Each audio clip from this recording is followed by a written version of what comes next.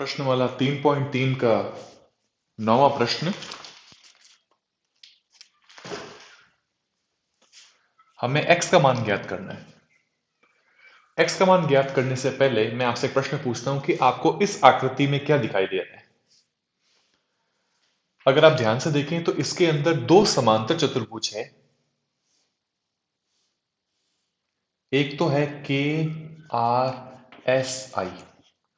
इसी प्रकार एक और समांतर चतुर्भुज है जिसका की नाम है ई यू एल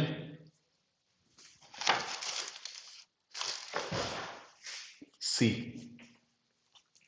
अगर मैं इसको उठा करके इसके ऊपर इस प्रकार से रख दूं कि ये ई बिंदु जो है वो यहां कहीं आ जाए, तो इस प्रकार जो आकृति बनेगी वो ऐसी आकृति बन जाएगी। तो हम x का मान कैसे ज्ञात करेंगे? एक बार के लिए आपको केवल ये वाला चतुर्भुज देखना है। अगर ये कोण 70 डिग्री का है तो ये वाला कोण भी कितने का होगा? 70 डिग्री का। ऐसा गुणधर्म आपको पहले बताया हुआ है कि समांतर चतुर्भुज के आमने सामने के जो कोण होते हैं वो क्या होते हैं? बराबर होते हैं। ये 70 डिग्री का है तो ये वाला कोण भी कितने का हो जाएगा? 70 डिग्री का। फिर बात आती है कि ये वाला कोण हमें कितना दिया हुआ है? 120 डिग्री। और हमें ये वाला कोण ज्ञात करना है। तो ये वाला कोण जो है वो हम कैसे ज्ञात करेंगे? समांतर चतुर्भुज में दो आसन कोणों का जो योग होता है वो कितना होता है? 180। तो अगर ये 120 है तो ये ज्ञात करने के लिए मैं 180 में से 120 घटाऊंगा तो कितने का आ जाएगा? 60 डिग्री का। तो यानी ये 120 डिग्री का है तो ये कितने का हो जाएगा? 60 डिग्री। तो इसको लिखेंगे कैसे? ये चीज मैं आपको व्यक्त करके बता देता हूं। चूंकि हमें x का मान निकालने के लिए इन दो कोणों को निकालना आवश्यक है, तो अपने अंग्रेजी के इसको y अक्षर से डिनोट कर देते हैं और इसको z से नाम दे देते हैं इसका।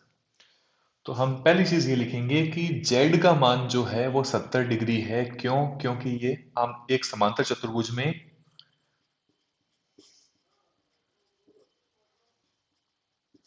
सम्मुख कोण जो होते हैं